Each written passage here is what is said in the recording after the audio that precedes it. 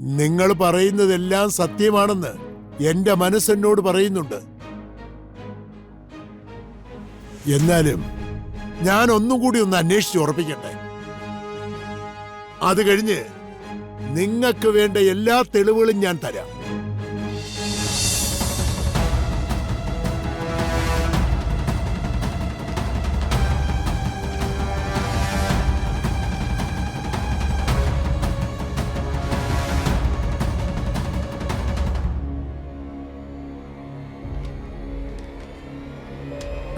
ഇത് കിരണിന്റെ സർട്ടിഫിക്കറ്റാ.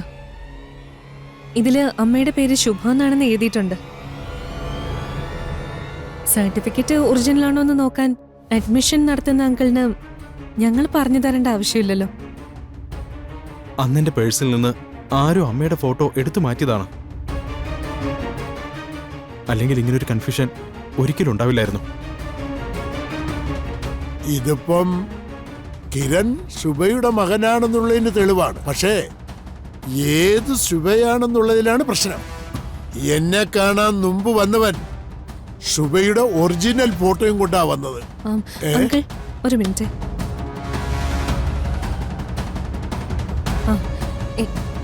ഇത് നോക്കി, ഇവനാണോ കിരണിന്റെ അമ്മയുടെ ഫോട്ടോയുമായിട്ട് വന്നത്?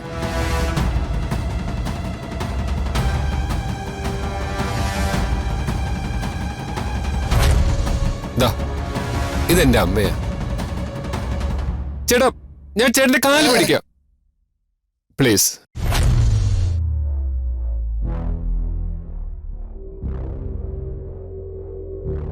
അതെ, ഇവൻ തന്നെ വന്നത്.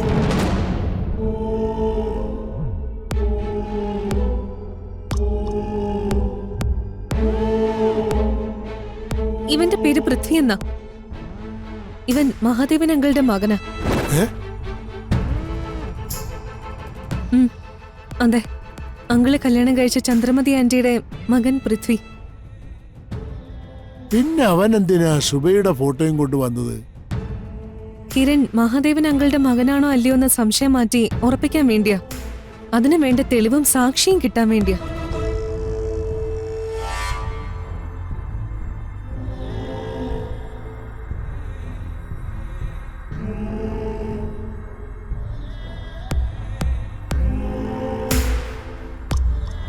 അങ്ങനൊരു മകൻ തെളിവന്വേഷിച്ച് നടക്കുന്ന കാര്യം എന്നെ മഹാദേവൻ വിളിച്ചു പറഞ്ഞിരുന്നു. ഇനിയെങ്കിലും എന്നെ ഒന്ന് വിശ്വസിക്കണം. എന്നെ സഹായിക്കാൻ വേറെ ആരുമില്ല. വേറെ ഒന്നും നേടാൻ വേണ്ടിയല്ല. എന്റെ അമ്മയുടെ പേരുള്ള ചീത്തപ്പേര് മാറണം. ഞാൻ ആരുമില്ലാത്തവനല്ല എന്ന് എനിക്ക് തെളിയിക്കണം.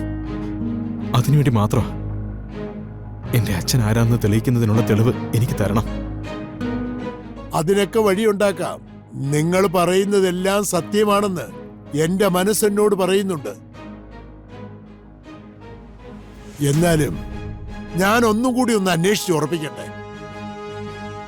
അത് കഴിഞ്ഞ് നിങ്ങൾക്ക് വേണ്ട എല്ലാ തെളിവുകളും ഞാൻ തരാം. തൽക്കാലം നിങ്ങളുടെ ഫോൺ നമ്പർ തന്നിട്ട് പോയിക്കോ. ഞാൻ വിളിച്ചോളാം. എന്റെ നമ്പരും എടുത്തോ. 790 728 43. ഒന്ന് മിസ് കോൾ ചെയ്തേരെ. പോട്ടെ.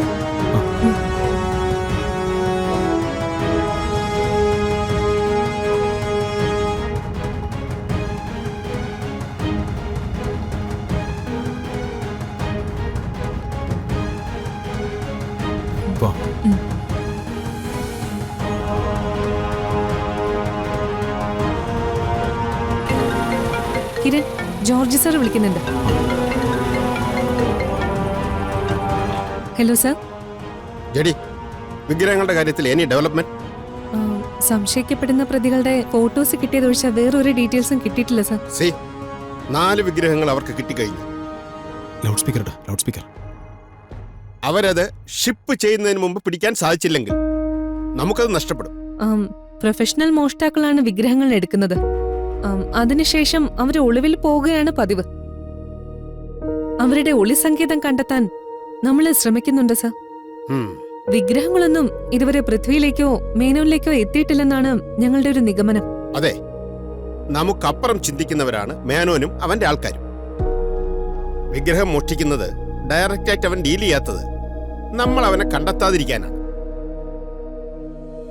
അവരുടെ കൈവശമുള്ള വിഗ്രഹം കൂടെ കിട്ടിയതിന് ശേഷം അതെല്ലാം ഒരുമിച്ച് മാറ്റാനായിരിക്കും പ്ലാൻ. എങ്ങനെ ആയാലും അത് തടഞ്ഞേ പറ്റൂ. അവരെ ഷിപ്പിങ്ങിന് സഹായിക്കാൻ സാധ്യതയുള്ള കസ്റ്റംസ് ഓഫീസർ നമ്മുടെ നിരീക്ഷണത്തിലാണ് സർ. എന്തായാലും ഫൈനൽ നീക്കങ്ങൾ നമ്മൾ അറിയാതെ നടക്കില്ല. അവരെ അപ്പൊ പിടിക്കാൻ കഴിയുമെന്ന് തന്നെയാണ് എന്റെ വിശ്വാസം. ബട്ട് ജഡി, അവസാന നിമിഷം വരെ ഇതിങ്ങനെ പോകുന്നത് ഹൈ റിസ്ക് ആണ്. നമുക്ക് അവരെ കിട്ടിയില്ലെങ്കിൽ നഷ്ടപ്പെടുന്നത് എന്താണെന്ന് അറിയാമല്ലോ.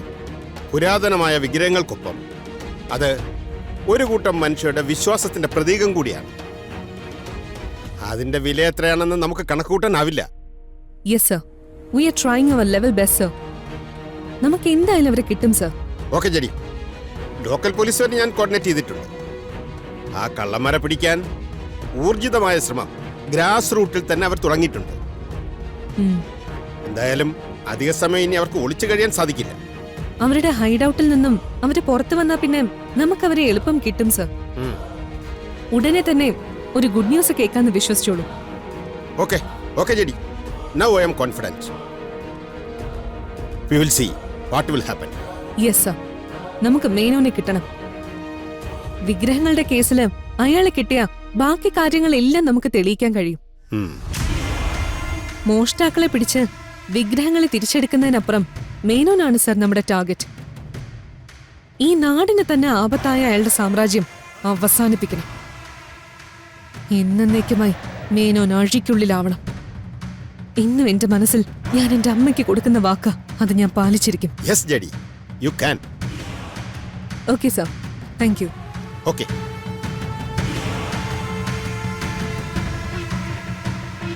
ഇത്തവണ മേനോനെ നമുക്ക് കിട്ടും. എന്റെ മനസ്സ് അങ്ങനെ പറയുന്നുണ്ട്.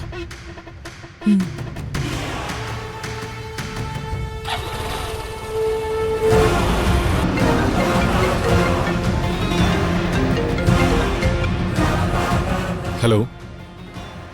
അതെ, നമുക്ക് വേണ്ട 5-ാമത്തെ വിഗ്രഹം ഇന്ന് കിട്ടും. അതോടെ നമ്മുടെ പ്ലാൻ 75% വിജയിച്ചു എന്ന് പറയാം. ബാക്കിയുള്ള ഭാഗമാണ് ഇനി സൂക്ഷിക്കേണ്ടത്. എന്ത് ചെയ്യണമെന്ന് പറഞ്ഞാൽ മതി, ഞാനതുപോലെ ചെയ്തോളാം. അവസാനത്തെ വിഗ്രഹവുമായി അവർ വരുമ്പോൾ ബാക്കി 4 നീ അവരെയും കൂട്ടി സാമുവലിനെ പോയി കണ്ട് വിഗ്രഹങ്ങൾ കൈമാറണം. ശരി, ഓക്കെ. സാമുവലിന്റെ കയ്യിൽ എത്തിക്കഴിഞ്ഞാൽ പിന്നെ ഒന്നും പേടിക്കാനില്ല. ബാക്കി കാര്യങ്ങൾ അയാൾ നോക്കിക്കോളും. ഓക്കെ, അങ്ങനെ ചെയ്യാം.